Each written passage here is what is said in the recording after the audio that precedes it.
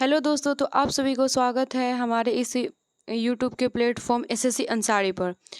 तो अगर आप सभी को 10th की प्रिपरेशन करनी है, इस 4 महीने के अंदर में 400 प्लस मार्क्स लाने हैं, तो हमारे साथ जुड़े रहिए। क्लास में हम साइंस के क्वेश्चंस ला रहे हैं और साइंस के 80 प्लस क्वेश्चंस हैं और आप सभी को तो पता ही है कि इसमें 80 क्वेश्चन रहते हैं, जिसमें से 40 अटेम्प्ट करने रहते हैं, जिसमें साइंस के 3 सब्जेक्ट्स बायोलॉजी, केमिस्ट्री और फिजिक्स से क्वेश्चंस आते हैं, तीनों को मिला करके। तो हमारा यह क्लास है साइंस का। तो चलिए स्टार्ट करते हैं साइंस का यह क्लास। और हमारा फर्स्ट क्वेश्चन आता है फर्स्ट से, इसमें है बायोलॉजी और इसमें बायोलॉजी का फर्स्ट क्वेश्चन आता है, निम्नलिखित में से किसे कोशिका का ऊर्जा मुद्रा के रूप में जाना जाता है? Option A ADP, option B ATP, option C DTP और ऑप्शन डी पीडीपी।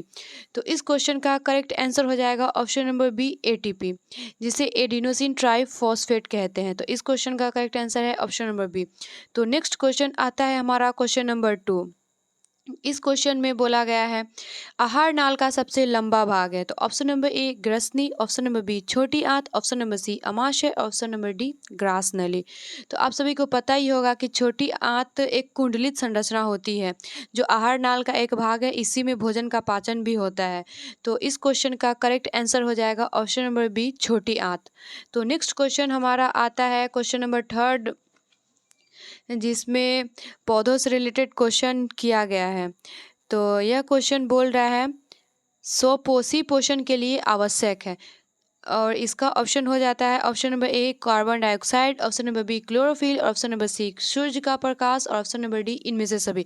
तो आप सभी को पता ही होगा कि पौधों में पोषण के लिए जो प्रक्रम होती है उसे स्वपोषी पोषण कहते हैं, या प्रकाश संश्लेषण भी कहलाता है। तो और उसमें 4 चीज़ की आवश्यकता होती है, कार्बन डाइऑक्साइड, क्लोरोफिल, सूर्य का प्रकाश और जल। तो इसमें जल तो नहीं है, लेकिन ऑप्शन नंबर डी इनमें से सभी। तो इसका करेक्ट आंसर हो जाएगा ऑप्शन नंबर डी इनमें से सभी। तो नेक्स्ट क्वेश्चन हमारा आता है क्वेश्चन नंबर 4। इस क्वेश्चन में बोला गया है ऑक्सीन है, ऑप्शन नंबर ए वसा, option number B enzyme, option number C hormone और ऑप्शन नंबर डी कार्बोहाइड्रेट। तो आप सभी को पता ही होगा कि ऑक्सीन एक पादप हार्मोन है, तो इसलिए इस क्वेश्चन का करेक्ट आंसर हो जाएगा option number C hormone. Next question हमारा आता है क्वेश्चन नंबर 5, द्विविखंडन होता है। तो इस क्वेश्चन का करेक्ट आंसर हो जाएगा इस क्वेश्चन का ऑप्शन हो जाएगा option number A amoeba, option number B paramecium, option number C leishmania और ऑप्शन नंबर डी इनमें से सभी। तो द्विविखंडन सिर्फ अमीबा में ही होता है, तो इस क्वेश्चन का करेक्ट आंसर हो जाएगा ऑप्शन नंबर ए अमीबा। तो नेक्स्ट क्वेश्चन हमारा आता है क्वेश्चन नंबर 6। इस क्वेश्चन में बोला गया है इंसुलिन की कमी के कारण रोग होता है। ऑप्शन नंबर ए घेंगा, ऑप्शन नंबर बी मधुमेह, ऑप्शन नंबर सी कैटेनिज्म और ऑप्शन नंबर डी बौनापन।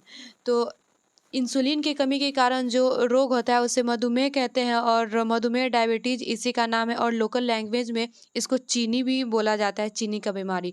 तो इस क्वेश्चन का करेक्ट आंसर हो जाएगा ऑप्शन नंबर बी मधुमेह। नेक्स्ट क्वेश्चन हमारा आता है क्वेश्चन नंबर 7। इस क्वेश्चन में बोला गया है ग्वाइटर अथवा घेंघा पनपता है। ऑप्शन नंबर ए चीनी की कमी से, ऑप्शन नंबर बी आयोडीन की कमी से, ऑप्शन नंबर सी रक्त की कमी से और ऑप्शन नंबर डी मोटापा से। तो आप सभी को पता ही होगा कि घेंघा रोग आयोडीन की कमी से पनपता है, और आयोडीन नमक में पाया जाता है। तो इस क्वेश्चन का करेक्ट आंसर हो जाएगा ऑप्शन नंबर बी आयोडीन की कमी से। तो नेक्स्ट क्वेश्चन आता है हमारा 8 नंबर क्वेश्चन। इस क्वेश्चन में बोला गया है फूल में नर प्रजनन अंग होता है। ऑप्शन नंबर ए पुंकेसर, ऑप्शन नंबर बी अंडप, ऑप्शन नंबर सी वर्तिकाग्र और ऑप्शन नंबर डी वर्तिका। तो आप सभी को पता ही होगा कि यह तीनों यह एक मादा प्रजनन अंग होता है, और सिर्फ पुंकेसर इसमें है, वह एक नर प्रजनन अंग होता है। इसलिए इस क्वेश्चन का करेक्ट आंसर हो जाएगा ऑप्शन नंबर ए पुंकेसर। नेक्स्ट क्वेश्चन आता है हमारा 9 नंबर क्वेश्चन। इस क्वेश्चन में बोला गया है कवक में पोषण की कौन सी विधि है? क्वेश्चन ऑप्शन नंबर ए स्वपोषी, ऑप्शन नंबर बी मृतजीवी, ऑप्शन नंबर सी समभोजी और ऑप्शन नंबर डी इनमें से कोई नहीं। तो आप सभी को पता ही होगा कि कवक में पोषण की विधि मृतजीवी है। यह यह मृत पौधों से अपना पोषण प्राप्त करता है। इसलिए इस क्वेश्चन का करेक्ट आंसर हो जाएगा ऑप्शन नंबर बी, मृतजीवी। नेक्स्ट क्वेश्चन हमारा आता है 10 नंबर क्वेश्चन। इस क्वेश्चन में बोला गया है मानव में डायलिसिस की थैली है। Option number A nephron, option number B neuron, option number C mitochondria, option number D इनमें से कोई नहीं। तो माइटोकॉन्ड्रिया यह तो एक ऊर्जा का स्रोत है, एनर्जी का। और ऑप्शन नंबर बी यह न्यूरॉन, यह तंत्रिका कोशिका है, यह मस्तिष्क में पाया जाता है। और ऑप्शन नंबर ए यह वृक्क में पाया जाता है, किडनी में, और यही डायलिसिस ब्लड की डायलिसिस करता है। तो इस क्वेश्चन का करेक्ट आंसर हो जाएगा option number A nephron. Next question आता है हमारा 11 नंबर क्वेश्चन। इस क्वेश्चन में बोला गया है डेंगू उत्पन्न करने वाले मच्छर किस तरह के जल में उत्पन्न होते हैं। तो ऑप्शन नंबर ए खारा जल, ऑप्शन नंबर बी शुद्ध जल, और ऑप्शन नंबर सी गंदा जल में, और ऑप्शन नंबर डी इनमें से कोई नहीं। तो डेंगू उत्पन्न करने वाले मच्छर शुद्ध जल मतलब कि साफ पानी में उत्पन्न होते हैं। तो इस क्वेश्चन का करेक्ट आंसर हो जाएगा ऑप्शन नंबर बी शुद्ध जल। नेक्स्ट क्वेश्चन आता है हमारा 12 नंबर क्वेश्चन। इस क्वेश्चन में बोला गया है मानव मादा के जनन तंत्र का भाग नहीं है।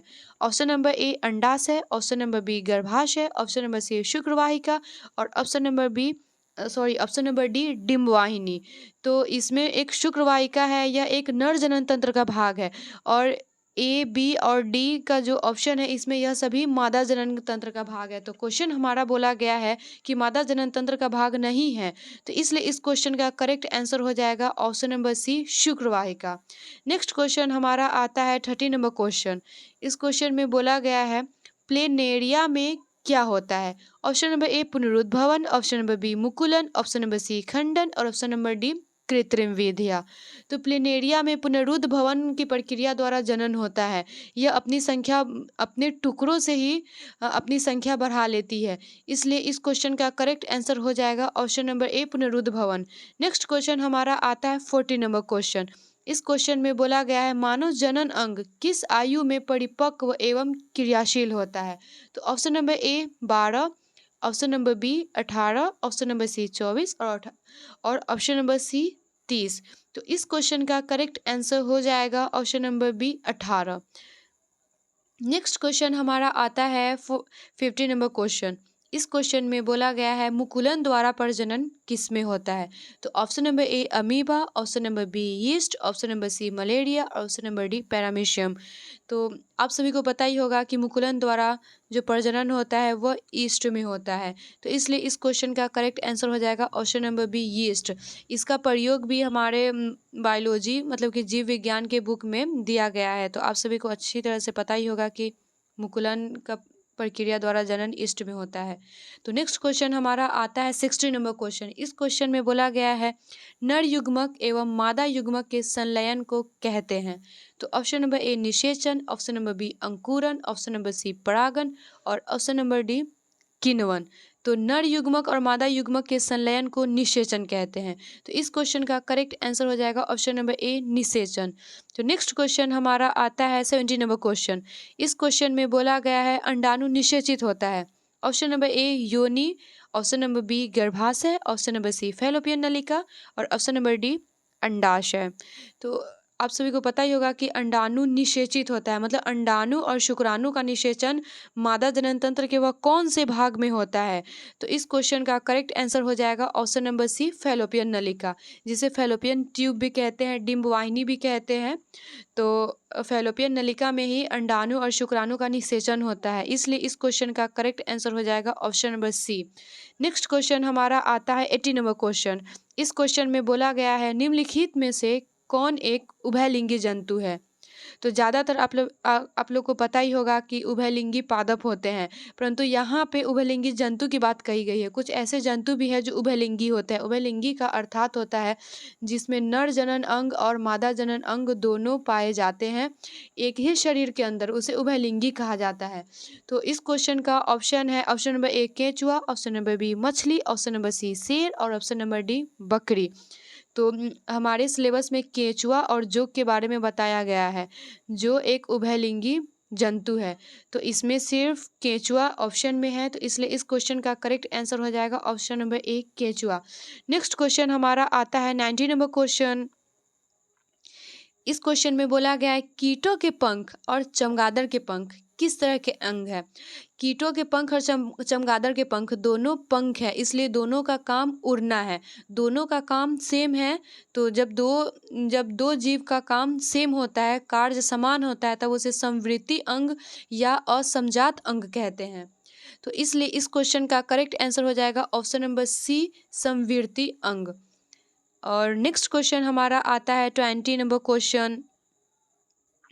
इस क्वेश्चन में बोला गया है प्राकृतिक चयन का सिद्धांत किसने दिया। तो option number A Lamarck, option number B अरस्तु, ऑप्शन नंबर सी डार्विन और ऑप्शन नंबर डी स्पेंसर। तो प्राकृतिक चयन का जहाँ भी वर्ड सुनने को मिले, देखने को मिले, तो इसमें डार्विन का नाम सबसे पहले आता है। तो प्राकृतिक चयन का सिद्धांत डार्विन ने दिया है, इसलिए इस क्वेश्चन का करेक्ट आंसर हो जाएगा option number C, Darwin. Next question हमारा आता है 21 नंबर क्वेश्चन। इस क्वेश्चन में बोला गया है द ओरिजिन ऑफ स्पीसीज नामक पुस्तक किसने लिखी। Option number A Darwin, option number B Oparin, option number C Lamarck और ऑप्शन नंबर डी इनमें से कोई नहीं। तो द ओरिजिन ऑफ स्पीसीज नामक पुस्तक डार्विन ने लिखी है, इसलिए इस क्वेश्चन का करेक्ट आंसर हो जाएगा ऑप्शन नंबर ए, डार्विन। तो नेक्स्ट क्वेश्चन हमारा आता है 22 नंबर क्वेश्चन। इस क्वेश्चन में बोला गया है मेंडल ने मटर के पौधों में किन विभिन्न विकल्पी लक्षणों को चयनित किया था। तो ऑप्शन नंबर ए लंबा, ऑप्शन नंबर बी गोल, ऑप्शन नंबर सी चिपटा और ऑप्शन नंबर डी इनमें से कोई नहीं। तो मेंडल ने मटर के पौधों में लंबाई और उसका बीज का आकार और बीज का रंग को भी मतलब विभिन्न विकल्पी लक्षणों को लिया था। तो इस क्वेश्चन में थोड़ा सा एरर लग रहा है, लेकिन इस क्वेश्चन के बारे में बाद में सोचेंगे, रहने दीजिए। नेक्स्ट क्वेश्चन की तरफ बढ़ते हैं, क्योंकि इसमें लंबा और गोल दोनों है और मेंडल ने लंबा और गोल दोनों को अपने चयन में लिया था। लंबा, गोल और रंग को, तीन को मतलब ये ज़्यादातर बुक्स में पढ़ने को मिलता है, तीन को लिया था। तो इसको छोड़ देते हैं, नेक्स्ट क्वेश्चन की तरफ बढ़ते हैं। नेक्स्ट क्वेश्चन हमारा आता है 23 नंबर क्वेश्चन। इस क्वेश्चन में बोला गया है निम्नलिखित में कौन एक जैव अनिम्नीकरणीय पदार्थ है। तो option number A DDT, option number B कागज, ऑप्शन नंबर सी वाहिद मलजल और ऑप्शन नंबर डी इनमें से कोई नहीं। तो जैव अनिम्नीकरणीय पदार्थ उसे कहते हैं जो वातावरण में प्रदूषण के रूप में पड़े रहते हैं, जिनका अपघटन जल्दी नहीं हो पाता है, वह वातावरण को प्रदूषित करते रहते हैं। तो इसमें कागज का भी अपघटन जल्दी हो जाएगा, वाहिद मलजल का भी अपघटन जल्दी हो जाएगा, बट ये डीडीटी का अपघटन जल्दी नहीं हो पाता है। इसीलिए इस क्वेश्चन का करेक्ट आंसर हो जाएगा हमारा डीडीटी, ऑप्शन नंबर ए। नेक्स्ट क्वेश्चन हमारा आता है 24 नंबर क्वेश्चन। इस क्वेश्चन में बोला गया है निम्नलिखित में से किसे आप उपभोक्ता की श्रेणी में रखेंगे। ऑप्शन नंबर ए हरे पौधे, ऑप्शन नंबर बी जंगली जानवर, ऑप्शन नंबर सी नील हरित शैवाल और ऑप्शन नंबर डी फूल और पत्ते। उपभोक्ता का अर्थ होता है कि वह अपने पोषण के लिए किसी अन्य जीव पर निर्भर रहते हैं। तो इस क्वेश्चन में हरे पौधे, यह तो एक स्वपोषी है, तो स्वपोषी को उत्पादक बोलते हैं, तो यह नहीं होगा। और नील हरित शैवाल भी एक स्वपोषी है, तो यह भी एक उत्पादक हुआ। फूल और पत्ते यह भी स्वपोषी है और यह भी एक उत्पादक हुआ। लेकिन जंगली जानवर जो है यह परपोषी है, यह अपनी पोषण के लिए अन्य जीवों पर निर्भर रहती है, इसलिए इस क्वेश्चन का करेक्ट आंसर हो जाएगा ऑप्शन नंबर बी जंगली जानवर। नेक्स्ट क्वेश्चन हमारा आता है 25 नंबर क्वेश्चन। इस क्वेश्चन में बोला गया है सही आहार श्रृंखला है। तो आहार श्रृंखला मतलब कि जैसे इस श्रृंखला में हम आगे की ओर बढ़ते जाएंगे तो उसमें जो जीव आते हैं वह एक दूसरे को खाते हैं। तो इस क्वेश्चन का करेक्ट आंसर हो जाएगा ऑप्शन नंबर डी। घास को हिरण खाती है और हिरण को शेर, इसलिए इस क्वेश्चन का करेक्ट आंसर हो जाएगा option number D. Next question आता है हमारा 26 नंबर क्वेश्चन। इस क्वेश्चन में बोला गया है निम्नलिखित में से कौन एक जलीय आहार श्रृंखला है। तो जलीय आहार श्रृंखला मतलब कि उसमें जलीय आहार श्रृंखला, तो इसका ऑप्शन नंबर ए घास को बकरी खाती है और बकरी को शेर। तो घास तो जल में नहीं पाए जाते हैं, घास मैदान में पाए जाते हैं, सूखी ज़मीन पे। और ऑप्शन नंबर बी शैवाल को जलीय कीट खाती है और जलीय कीट को मछली। और ऑप्शन नंबर सी घास को जलीय कीट और जलीय कीट को मछली और मछली को मनुष्य, और ऑप्शन नंबर डी घास को मछली और मछली को मनुष्य।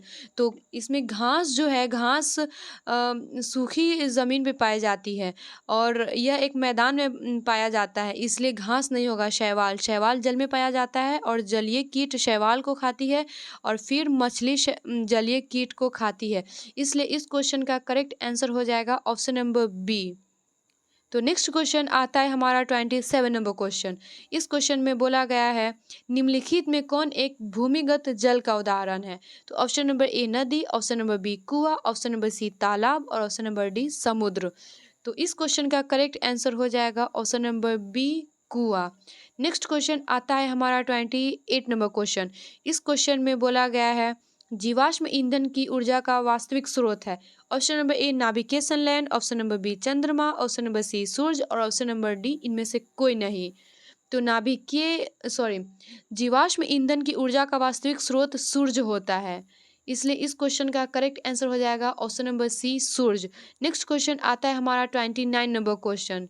इस क्वेश्चन में बोला गया है गर्म जल प्राप्त करने के लिए हम सौर और हम सौर जल ऊष्मक का उपयोग किस दिन नहीं कर सकते। ऑप्शन नंबर ए धूप वाला दिन में, ऑप्शन नंबर बी बादलों वाला दिन में, ऑप्शन नंबर सी गर्म दिन में और ऑप्शन नंबर डी पवनों वाला दिन में। तो सौर जल ऊष्मक का उपयोग मतलब कि जो सौर की उपस्थिति में कार्य करता है, तो बादलों वाला दिन में तो सूरज नहीं दिखाई देंगे, तो सौर की उपस्थिति में कार्य नहीं हो पाएगा क्योंकि सूरज ही उपस्थित नहीं रहेंगे, इसलिए इस क्वेश्चन का करेक्ट आंसर हो जाएगा ऑप्शन नंबर बी बादलों वाला दिन में। नेक्स्ट क्वेश्चन आता है हमारा 30 नंबर क्वेश्चन। इस क्वेश्चन में बोला गया है वन संपदा का एक उदाहरण है। ऑप्शन नंबर ए लकड़ी, ऑप्शन नंबर बी शताब्दी, ऑप्शन नंबर सी तांबा और ऑप्शन नंबर डी पेलुमिनियम। तो वन संपदा मतलब कि लकड़ी हो जाएगा। इस क्वेश्चन का करेक्ट आंसर होता है हमारा ऑप्शन नंबर ए लकड़ी। नेक्स्ट क्वेश्चन आता है हमारा 31 नंबर क्वेश्चन। इस क्वेश्चन में बोला गया है निम्न में से एक जैविक प्रक्रम द्वारा अपघटित होने वाला पदार्थ है। तो ऑप्शन नंबर ए सूखे घास पत्ते, option number B polythene gas और ऑप्शन नंबर सी प्लास्टिक की बोतलें और ऑप्शन नंबर डी रबर। तो इसमें जो घास पत्ते हैं वह एक जैविक प्रक्रम द्वारा आसानी से अपघटित हो जाता है, इसलिए इस क्वेश्चन का करेक्ट आंसर हो जाएगा ऑप्शन नंबर ए सूखे घास पत्ते। नेक्स्ट क्वेश्चन आता है हमारा 32 नंबर क्वेश्चन। इस क्वेश्चन में बोला गया है निम्नलिखित में से कौन एक भूमिगत जल का उदाहरण है। सॉरी, यह तो क्वेश्चन रिपीट हो गया है, सॉरी। नेक्स्ट क्वेश्चन की तरफ हम बढ़ते हैं। 33 नंबर क्वेश्चन। इस क्वेश्चन में बोला गया है साग सब्जियों का विघटित होकर कंपोस्ट बनाना किस अभिक्रिया का उदाहरण है। तो ऑप्शन नंबर ए ऊष्माक्षेपी, ऑप्शन नंबर बी ऊष्माशोषी, ऑप्शन नंबर सी उभयगामी और ऑप्शन नंबर डी प्रतिस्थापन। तो साग सब्जियों का विघटित होकर कंपोस्ट बनाने में ऊष्मा का अवशोषण होता है, इसलिए यह प्रक्रिया ऊष्माशोषी कहलाएगी और ऊष्माशोषी हमारे इस क्वेश्चन में ऑप्शन नंबर बी में दिया गया है, इसलिए इस क्वेश्चन का करेक्ट आंसर हो जाएगा ऑप्शन नंबर बी ऊष्माशोषी। नेक्स्ट क्वेश्चन हमारा आता है 34 नंबर क्वेश्चन। इस क्वेश्चन में बोला गया है उपचयन वह प्रक्रिया है और ऑप्शन नंबर ए ऑक्सीजन का योग, ऑप्शन नंबर बी हाइड्रोजन का वियोग और ऑप्शन नंबर सी इलेक्ट्रॉन का त्याग और ऑप्शन नंबर डी सभी। उपचयन मतलब कि ऑक्सीडेशन। तो ऑक्सीडेशन में ऑक्सीजन का योग मतलब ऑक्सीजन भी जुड़ता है और हाइड्रोजन का वियोग मतलब कि हाइड्रोजन अलग भी होता है और इलेक्ट्रॉन का त्याग भी होता है। तो इसलिए इस क्वेश्चन का करेक्ट आंसर हो जाएगा ऑप्शन नंबर डी सभी। ऑक्सीडेशन प्रक्रम में यह सभी प्रक्रिया होती है, इसलिए इस क्वेश्चन का करेक्ट आंसर हो जाएगा ऑप्शन नंबर डी सभी। नेक्स्ट क्वेश्चन हमारा आता है 35 नंबर क्वेश्चन। इस क्वेश्चन में बोला गया है जब सोडियम हाइड्रोक्साइड जिंक से अभिक्रिया करता है तो कौन सा उत्पाद बनता है। तो सोडियम हाइड्रोक्साइड जब जिंक से रिएक्शन करता है तो कौन सा उत्पाद बनेगा। तो जिंक से जब रिएक्शन करेगा तो इसमें हाइड्रोजन रिलीज होगा, तो हाइड्रोजन का यहाँ पे 2 मॉलिक्यूल्स है तो यहाँ पे 2 हो जाएगा, तो इसलिए यहाँ पे Na2 और सॉरी, तो यहाँ पे हो जाएगा Na2 और जिंक O2 प्लस हाइड्रोजन। तो इस क्वेश्चन का करेक्ट आंसर हो जाएगा 35 का option number D. Next question हमारा आता है 36 नंबर क्वेश्चन। इस क्वेश्चन में बोला गया है कॉपर ऑक्साइड और हाइड्रोजन मिलकर कॉपर प्लस जल बनाती है, तो यह किस प्रकार की अभिक्रिया है? ऑप्शन नंबर ए उपचयन, ऑप्शन नंबर बी अपचयन, ऑप्शन नंबर सी रेडॉक्सीकरण और ऑप्शन नंबर डी रेडॉक्स। उपचयन मतलब कि ऑक्सीडेशन और अपचयन का अर्थ होता है रिडक्शन। तो इसमें बोला गया है कि यह किस प्रकार की अभिक्रिया है, तो यह एक रिडक्शन अभिक्रिया है, इसलिए इस क्वेश्चन का करेक्ट आंसर हो जाएगा ऑप्शन नंबर बी रिडक्शन। क्योंकि इसमें हाइड्रोजन रिडक्शन प्रक्रिया में होती है कि ऑक्सीजन अलग होती है और हाइड्रोजन जुड़ जाती है, तो कॉपर ऑक्साइड से ऑक्सीजन अलग हो रही है और हाइड्रोजन जा करके ऑक्सीजन से जुड़ जा रही है, इसलिए यहाँ पे इस क्वेश्चन का करेक्ट आंसर हो जाएगा ऑप्शन नंबर बी अपचयन। नेक्स्ट क्वेश्चन हमारा आता है 37 नंबर क्वेश्चन। इस क्वेश्चन में बोला गया है नीचे दी गई अभिक्रिया में कौन सा कथन सही है, तो यह अभिक्रिया दिया गया है कॉपर और ऑक्सीजन मिलके कॉपर ऑक्साइड बनाती है, तो ऑप्शन नंबर ए कॉपर का ऑक्सीकरण, ऑप्शन नंबर बी कॉपर का अवकरण, ऑप्शन नंबर सी कॉपर का नाइट्रोजन और ऑप्शन नंबर डी कॉपर का ऑक्सीजन। तो इस प्रक्रिया में कॉपर ऑक्सीजन से जुड़ रही है, मतलब कि कॉपर का ऑक्सीकरण हो रहा है, तब यहाँ पे कॉपर ऑक्साइड का निर्माण हो रहा है, इसलिए इस क्वेश्चन का करेक्ट आंसर हो जाएगा कॉपर का ऑक्सीकरण। नेक्स्ट क्वेश्चन हमारा आता है 38 नंबर क्वेश्चन। इस क्वेश्चन में बोला गया है निम्नलिखित में से कौन सा आयन लाल लिटमस विलयन को नीला कर सकता है? ऑप्शन नंबर ए हाइड्रोजन प्लस और ऑप्शन नंबर बी हाइड्रोक्साइड और ऑप्शन नंबर सी क्लोराइड और ऑप्शन नंबर डी ऑक्साइड। तो हाइड्रोजन प्लस ये जो आयन है यह एक अम्लीय है और हाइड्रोक्साइड यह आयन है यह क्षारीय है। तो आप सभी को पता ही होगा कि लाल लिटमस विलयन को जब नीला कर देता है तब यह एक क्षारीय विलयन रहता है, तभी वह लाल लिटमस को नीला कर देता है, इसलिए इस क्वेश्चन का करेक्ट आंसर हो जाएगा ऑप्शन नंबर बी हाइड्रोक्साइड। तो नेक्स्ट क्वेश्चन हमारा आता है 39 नंबर क्वेश्चन। इस क्वेश्चन में बोला गया है संगमरमर का रासायनिक सूत्र क्या है? Option number A calcium carbonate, option number B magnesium carbonate और option number C calcium bicarbonate और option number D magnesium bicarbonate. तो इस क्वेश्चन का करेक्ट आंसर हो जाएगा option number A calcium carbonate. तो इस क्वेश्चन का करेक्ट आंसर हो गया option number A calcium carbonate. तो नेक्स्ट क्वेश्चन हमारा आता है 40 नंबर क्वेश्चन। इस क्वेश्चन में बोला गया है चीनी का रासायनिक सूत्र क्या है?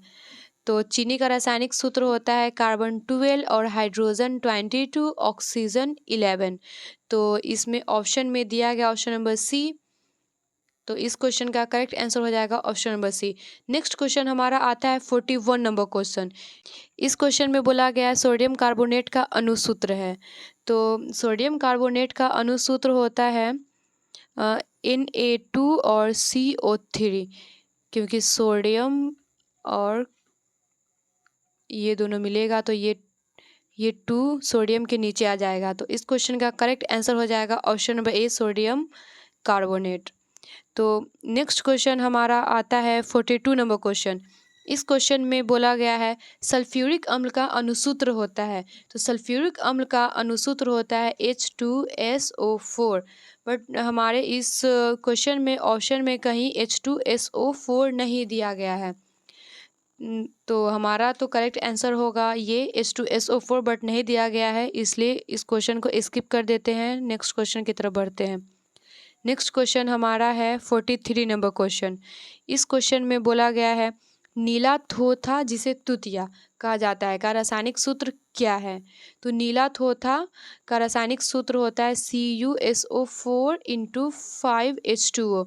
इसमें जल के 5 अणु भाग लेते हैं, तो इसलिए इस क्वेश्चन का करेक्ट आंसर हो जाएगा option number B. Next question हमारा आता है 44 नंबर क्वेश्चन। इस क्वेश्चन में बोला गया है बॉक्साइट निम्नलिखित में से किस धातु का अयस्क है? Option number A magnesium, option number B sodium, option number C aluminium, option number D barium. तो बॉक्साइट एक अयस्क है, इसलिए इस क्वेश्चन का करेक्ट आंसर हो जाएगा option number C aluminium. Next question हमारा आता है 45 नंबर क्वेश्चन। इस क्वेश्चन में बोला गया है धातुओं की प्रकृति होती है। तो ऑप्शन नंबर ए विद्युत धनात्मक, ऑप्शन नंबर बी विद्युत ऋणात्मक, ऑप्शन नंबर सी उदासीन और ऑप्शन नंबर डी कोई नहीं। तो धातुओं की प्रकृति होती है विद्युत धनात्मक, मतलब कि इलेक्ट्रॉन धनी, जो इलेक्ट्रॉन धनी होती है इसलिए यह इलेक्ट्रॉन का दान भी करती है, इसलिए इस क्वेश्चन का करेक्ट आंसर हो जाएगा ऑप्शन नंबर ए विद्युत धनात्मक। तो नेक्स्ट क्वेश्चन हमारा आता है 46 नंबर क्वेश्चन। तो इस क्वेश्चन में बोला गया है ग्रेफाइट होता है। ऑप्शन नंबर ए विद्युत का कुचालक, ऑप्शन नंबर बी विद्युत का सुचालक, ऑप्शन नंबर सी दोनों कुचालक और सुचालक, ऑप्शन नंबर डी इनमें से कोई नहीं।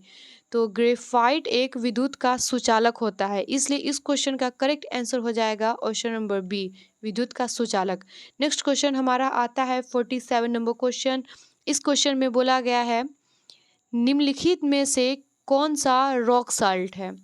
तो आप सभी को पता ही होगा कि साल्ट का रासायनिक सूत्र होता है NaCl, मतलब कि सोडियम क्लोराइड, इसलिए इस क्वेश्चन का करेक्ट आंसर हो जाएगा option number B sodium chloride. Next question हमारा आता है 48 number question.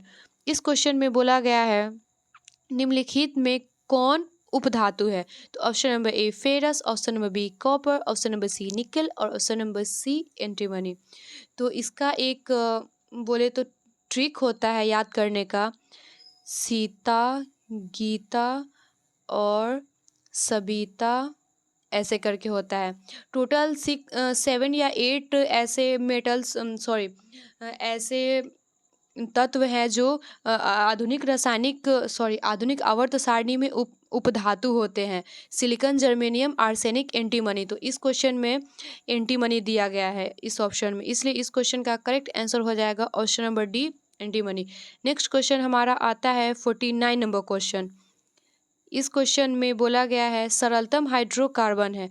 Option number A methane, option number B ethane, option number C propane और ऑप्शन नंबर डी ब्यूटेन। तो मीथेन में कार्बन 1 कार्बन पार्टिसिपेट करता है और इथेन में 2 कार्बन, प्रोपेन में 3 कार्बन और ब्यूटेन में 4 कार्बन।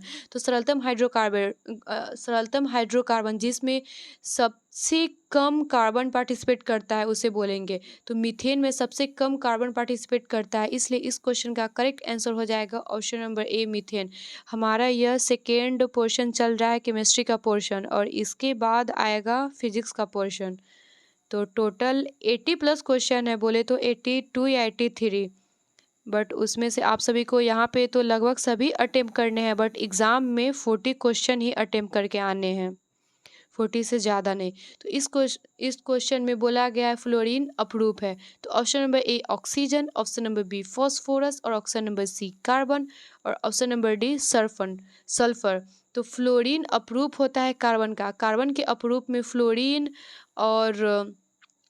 हो गया, ग्रेफाइट हो गया और हीरा हो गया, यह सभी कार्बन के ही अपरूप होते हैं। तो इसलिए इस क्वेश्चन का करेक्ट आंसर हो जाएगा ऑप्शन नंबर सी कार्बन। तो नेक्स्ट क्वेश्चन हमारा आता है 51 नंबर क्वेश्चन। इस क्वेश्चन में बोला गया है इथीन में कार्बन कार्बन के बीच 2 आबंध मौजूद है, जिनमें ऑप्शन नंबर ए 1 सिग्मा और 1 पाई आबंध और ऑप्शन नंबर बी दोनों सिग्मा आबंध और ऑप्शन नंबर सी दोनों पाई आबंध और ऑप्शन नंबर डी दोनों इलेक्ट्रोवैलेंट आबंध। इथीन में 2 कार्बन, तो इथीन का ऐसे होता है रासायनिक संरचना, और तो इसमें 1 सिग्मा है और 1 पाई है।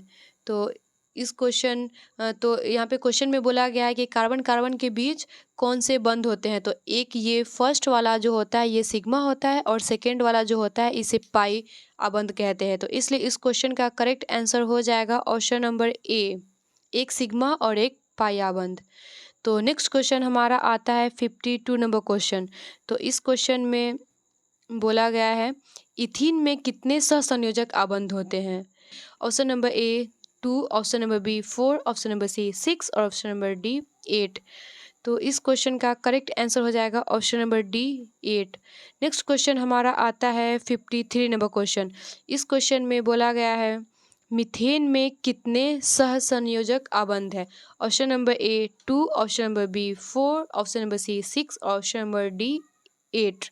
तो मीथेन का स्ट्रक्चर ऐसे हो जाता है CH4। तो इसमें कार्बन और कार्बन से 4 हाइड्रोजन जुड़े होते हैं, 4 हाइड्रोजन। तो यहाँ पे कितने सहसंयोजक आबंध है, तो 1 2 3 और 4, तो 4 सहसंयोजक आबंध है, इसलिए इस क्वेश्चन का करेक्ट आंसर हो जाएगा 53 का ऑप्शन नंबर बी। तो नेक्स्ट क्वेश्चन आता है हमारा 54 नंबर क्वेश्चन। इस क्वेश्चन में बोला गया है निम्नलिखित में से कौन सा तत्व आसानी से इलेक्ट्रॉन खो देता है। तो इलेक्ट्रॉन खोने वाले तत्व विद्युत धनात्मक विद्युत धनी होते हैं, जिसे विद्युत धनात्मक कहते हैं। तो option number A magnesium, option number B sodium, option number C potassium, option number D calcium. तो इस क्वेश्चन का करेक्ट आंसर हो जाएगा ऑप्शन नंबर सी पोटेशियम। तो नेक्स्ट क्वेश्चन हमारा आता है 55 नंबर क्वेश्चन। तो इस क्वेश्चन में बोला गया है आधुनिक आवर्त सारणी में तत्वों के वर्गीकरण का आधार है। ऑप्शन नंबर ए परमाणु आयतन, ऑप्शन नंबर बी परमाणु घनत्व, ऑप्शन नंबर सी परमाणु द्रव्यमान, ऑप्शन नंबर डी परमाणु संख्या। तो आधुनिक आवर्त सारणी में तत्वों का वर्गीकरण का आधार परमाणु संख्या है, इसलिए इस क्वेश्चन का करेक्ट आंसर हो जाएगा ऑप्शन नंबर डी परमाणु संख्या। तो नेक्स्ट क्वेश्चन हमारा आता है 56 नंबर क्वेश्चन। इस क्वेश्चन में बोला गया है एक तत्व जो सभी कार्बनिक यौगिक का आवश्यक अवयव है। तो ऑप्शन नंबर ए समूह 1, ऑप्शन नंबर बी समूह 14, ऑप्शन नंबर सी समूह 15 और ऑप्शन नंबर डी समूह 16। तो समूह 14 यह एक कार्बन फैमिली है, समूह 15 यह एक नाइट्रोजन फैमिली है, समूह 16 यह एक ऑक्सीजन फैमिली है और समूह 1 है इसमें हाइड्रोजन सोडियम ये सबको रखा गया है। तो क्वेश्चन बोल रहा है कार्बनिक यौगिक का आवश्यक अवयव है, तो यह एक कार्बन फैमिली से संबंध रखेगा, इसलिए इस क्वेश्चन का करेक्ट आंसर हो जाएगा ऑप्शन नंबर बी समूह 14। तो नेक्स्ट क्वेश्चन आता है हमारा 57 नंबर क्वेश्चन। इस क्वेश्चन में बोला गया है अक्रिय तत्व कौन है। Option number A carbon, option number B helium, option number C सोना और ऑप्शन नंबर डी हाइड्रोजन। तो अक्रिय तत्व बोला जाता है ग्रुप 18 को, जिसे शून्य तत्व भी बोला जाता है, शून्य समूह या अक्रिय तत्व समूह बोला जाता है। तो इसमें हो जाता है helium, neon, argon, krypton, xenon, radon ऐसे करके होता है। तो इसमें ऑप्शन में सिर्फ हीलियम दिया गया है, इसलिए इस क्वेश्चन का करेक्ट आंसर हो जाएगा option number B helium. Next question हमारा आता है 58 नंबर क्वेश्चन। इस क्वेश्चन में बोला गया है आवर्त सारणी के वर्ग 17 के तत्व कहलाते हैं। ऑप्शन नंबर ए क्षारीय धातु, ऑप्शन नंबर बी दुर्लभ तत्व, ऑप्शन नंबर सी हैलोजन और ऑप्शन नंबर डी संक्रमण तत्व। तो वर्ग 17 के जो तत्व होते हैं वो हैलोजन तत्व कहलाते हैं, इसलिए इस क्वेश्चन का करेक्ट आंसर हो जाएगा ऑप्शन नंबर सी हैलोजन। तो नेक्स्ट क्वेश्चन हमारा आता है 59 नंबर क्वेश्चन। 59 नंबर क्वेश्चन में बोला गया है हवा निर्वात में प्रकाश की चाल होती है। तो आप लोग को पता ही होगा कि निर्वात में प्रकाश की चाल होती है 3 × 10⁸ मीटर पर सेकेंड। तो इसका ऑप्शन दिया है 3 × 10⁸ मीटर पर सेकेंड, ऑप्शन नंबर ए में दिया गया है, इसलिए इस क्वेश्चन का करेक्ट आंसर हो जाएगा ऑप्शन नंबर ए। तो नेक्स्ट क्वेश्चन हमारा आता है 60 नंबर क्वेश्चन। इस क्वेश्चन में बोला गया है प्रकाश किस तरंग का उदाहरण है। ऑप्शन नंबर ए ध्वनि तरंग, ऑप्शन नंबर बी विद्युत चुंबकीय तरंग का, ऑप्शन नंबर सी पराबैंगनी तरंग का और ऑप्शन नंबर डी प्रस्रव्य तरंग का। तो प्रकाश एक विद्युत चुंबकीय तरंग का उदाहरण है, इसलिए इस क्वेश्चन का करेक्ट आंसर हो जाएगा ऑप्शन नंबर बी विद्युत चुंबकीय तरंग। नेक्स्ट क्वेश्चन हमारा आता है 61 नंबर क्वेश्चन। इस क्वेश्चन में बोला गया है प्रकाश के परावर्तन के कितने नियम हैं। Option number A 1, option number B 2, option number C 3 और ऑप्शन नंबर डी 4। तो प्रकाश के परावर्तन के टोटल 2 नियम होते हैं और प्रकाश के अपवर्तन के भी 2 ही नियम होते हैं। तो इस क्वेश्चन में परावर्तन पूछा गया है, तो इसलिए इस क्वेश्चन का करेक्ट आंसर हो जाएगा ऑप्शन नंबर बी। तो नेक्स्ट क्वेश्चन हमारा आता है 62 नंबर क्वेश्चन। इस क्वेश्चन में बोला गया है किस दर्पण में बड़ा प्रतिबिंब बनता है। ऑप्शन नंबर ए समतल, ऑप्शन नंबर बी अवतल, ऑप्शन नंबर सी उत्तल और ऑप्शन नंबर डी इनमें से कोई नहीं।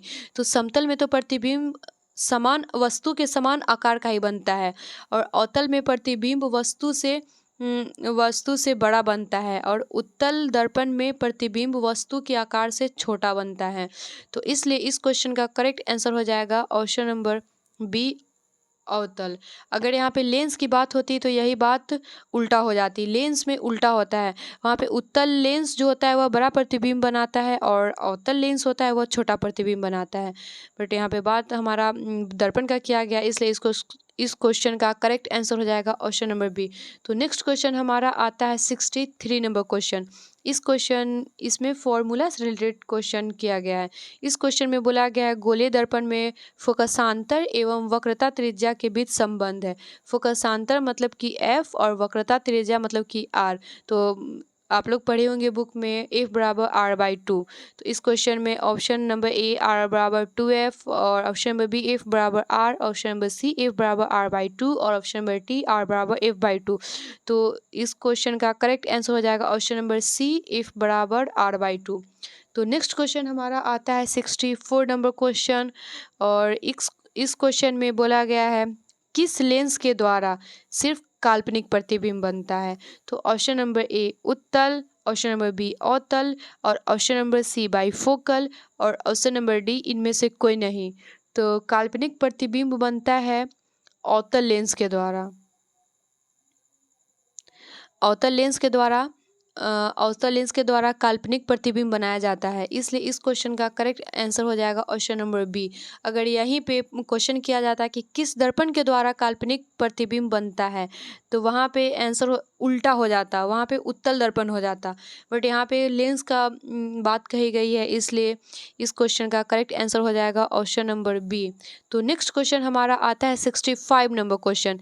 इस क्वेश्चन में बहुत ईजी क्वेश्चन है, बोले तो बहुत ही बुनियादी टाइप का क्वेश्चन किया गया है। इसमें क्वेश्चन है भौतिक किस विषय की शाखा है। ऑप्शन नंबर ए सामाजिक विज्ञान, ऑप्शन नंबर बी विज्ञान, ऑप्शन नंबर सी गृह विज्ञान और ऑप्शन नंबर डी इनमें से कोई नहीं। आप लोग आंख बंद करके इसका आंसर कर लेंगे, क्योंकि आप सभी को पता ही है कि विज्ञान में फिजिक्स जिसे भौतिकी बोलते हैं, केमिस्ट्री जिसे रसायन शास्त्र बोलते हैं और बायोलॉजी जिसे जीव विज्ञान बोलते हैं। तो यह सभी एक विज्ञान का ही शाखा है। तो भौतिक किसकी शाखा है, तो विज्ञान की शाखा है, इसलिए इस क्वेश्चन का करेक्ट आंसर हो जाएगा ऑप्शन नंबर बी विज्ञान। तो नेक्स्ट क्वेश्चन हमारा आता है 66 नंबर क्वेश्चन। यह भी क्वेश्चन फॉर्मूला से रिलेटेड क्वेश्चन ही किया गया है। इस क्वेश्चन में बोला गया है अवतल लेंस में आवर्धन बराबर होता है, आवर्धन जिसे एम बोला जाता है। तो अवतल लेंस में आवर्धन होता है V/U और यही दर्पण होता तो यहाँ पे माइनस हो जाता, बट यहाँ पे लेंस की बात की गई है इसलिए पॉजिटिव V/U होगा। इसलिए इस क्वेश्चन का करेक्ट आंसर हो जाएगा ऑप्शन नंबर डी V/U।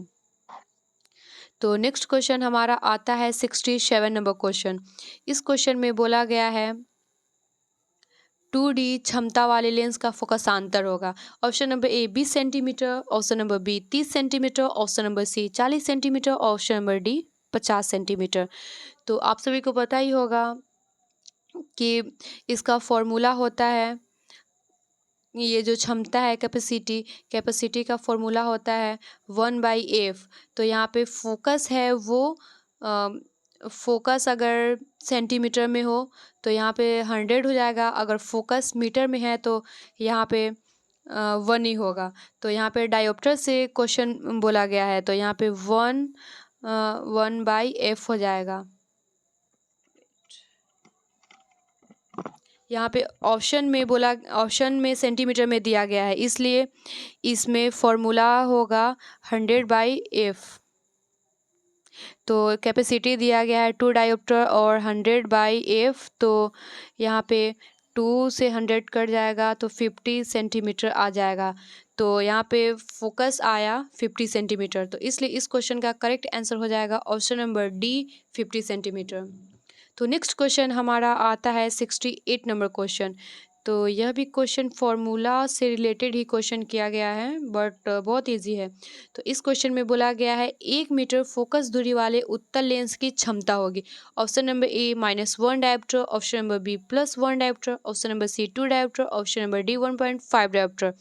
तो यहाँ पे उत्तल लेंस में क्षमता भी पॉजिटिव होती है और इसका फोकस भी पॉजिटिव होता है। तो यहाँ पे इसका फॉर्मूला हो जाएगा, कैपेसिटी का मीटर में है, फोकस यहाँ पे मीटर में दिया गया है फोकस, तो यहाँ पे 1/f हो जाएगा। तो 1/1 और यहाँ पे फोकस पॉजिटिव में रखा गया है, इसलिए इसका कैपेसिटी आ जाएगा one dioptre, positive one dioptre. इसलिए इस क्वेश्चन का करेक्ट आंसर हो जाएगा option number B, one dioptre. तो नेक्स्ट क्वेश्चन हमारा आता है 69 नंबर क्वेश्चन। इस क्वेश्चन में बोला गया है निकट दृष्टि दोष का निवारण किस लेंस से होता है। तो ऑप्शन नंबर ए उत्तल लेंस, ऑप्शन नंबर बी अवतल lens, option number C bifocal lens, option number D cylindrical lens. तो इस क्वेश्चन का करेक्ट आंसर हो जाएगा ऑप्शन नंबर ए उत्तल लेंस। निकट दृष्टि दोष का निवारण उत्तल लेंस द्वारा किया जाता है और वही दूर दृष्टि दोष हो जाएगा तो उसमें अवतल लेंस। तो इस क्वेश्चन का करेक्ट आंसर हो जाएगा ऑप्शन नंबर ए उत्तल लेंस। नेक्स्ट क्वेश्चन हमारा आता है 70 नंबर क्वेश्चन। एक मिनट, इसमें हमारा डाउट लग रहा है, एक मिनट, कोई बच्चा के आदमी पढ़ाता है क्लियर पढ़ाओ। वीडियो रोक के कर ना था, कितने से वीडियो रोकते ये पट्टी पे तो पोस्ट करे का ऑप्शन ना आवाली। नेक्स्ट क्वेश्चन हमारा आता है 69 नंबर क्वेश्चन। इस क्वेश्चन में बोला गया है निकट दृष्टि दोष का निवारण किस लेंस से होता है। ऑप्शन नंबर ए उत्तल लेंस, ऑप्शन नंबर बी अवतल lens, option number C bifocal lens और option number D cylindrical lens. तो उत्तल लेंस के द्वारा निकट दृष्टि दोष का निवारण होता है और अवतल लेंस के द्वारा दूर दृष्टि दोष का निवारण होता है। तो इस क्वेश्चन का करेक्ट आंसर हो जाएगा ऑप्शन नंबर ए उत्तल लेंस, जिसमें निकट दृष्टि दोष का निवारण होता है। और नेक्स्ट क्वेश्चन हमारा आता है 70 नंबर क्वेश्चन।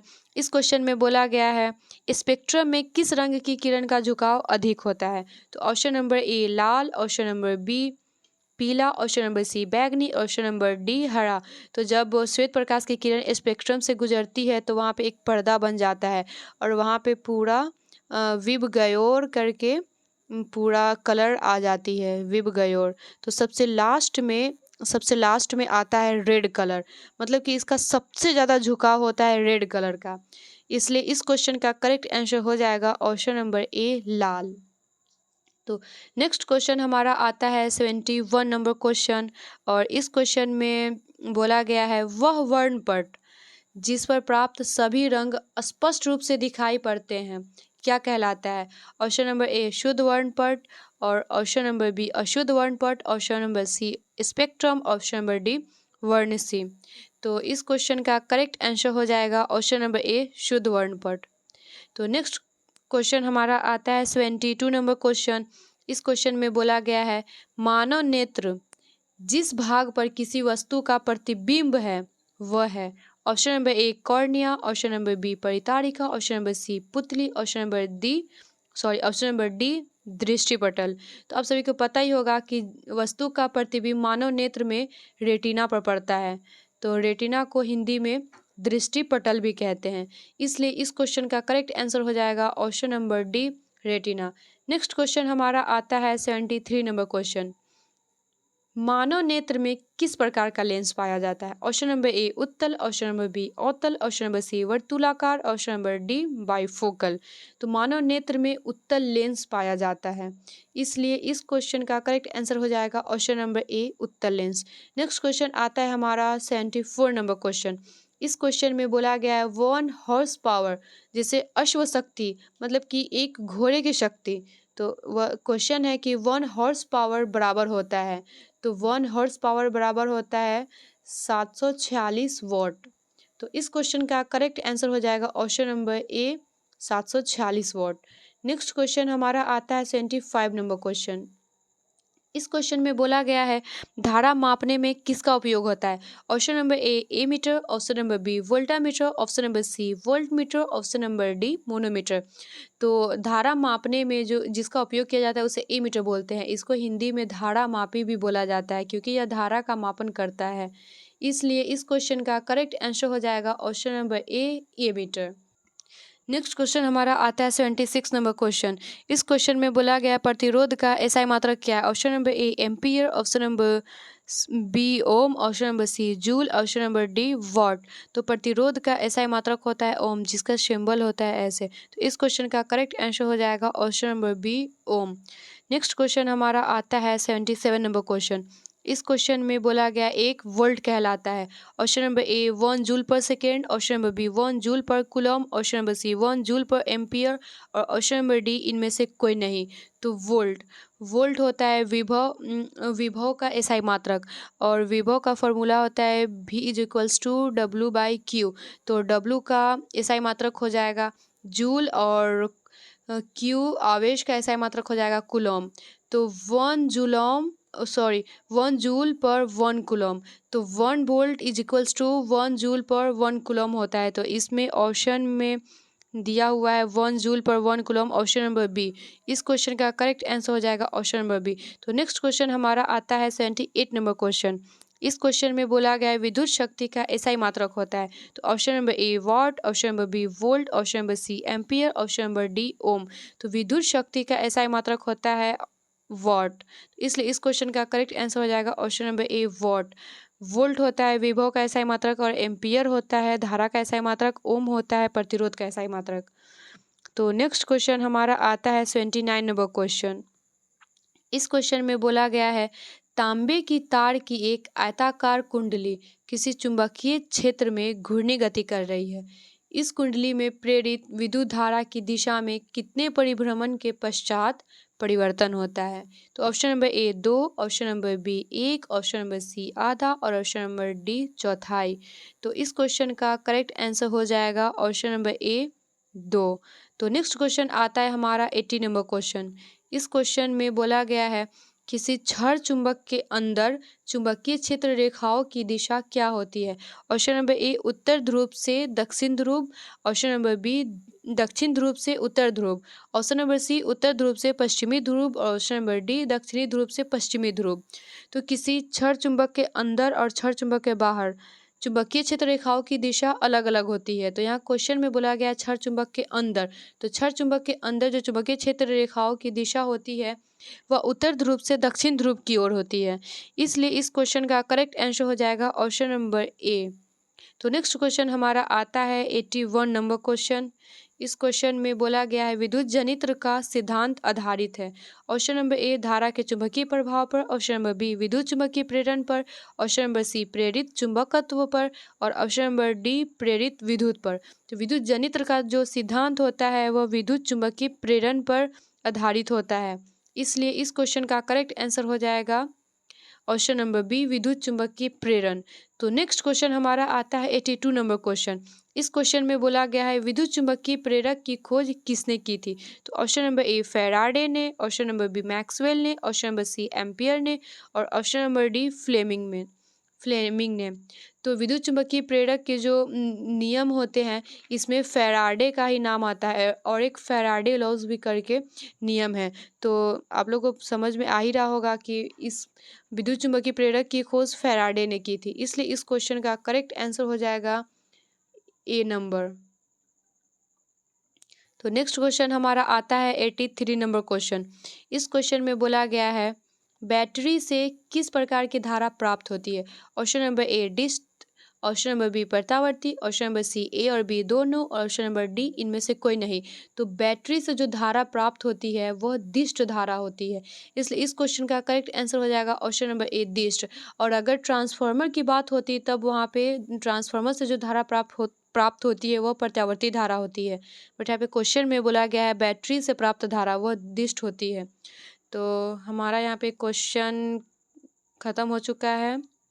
आज 2-3 क्वेश्चन ज़्यादा आ गए थे, तो इस तरह से हमारा आज का क्लास एंड होता है। तो बच्चों बताइए आप सभी को कैसे लगा क्लास।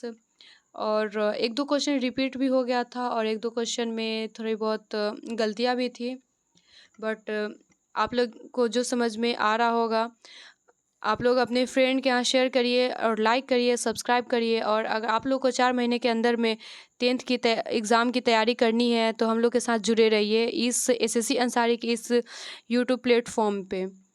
और आप लोग को अच्छा लगा हो तो वीडियो लाइक करिए, सब्सक्राइब करिए और अपने फ्रेंड्स के यहाँ शेयर करिए।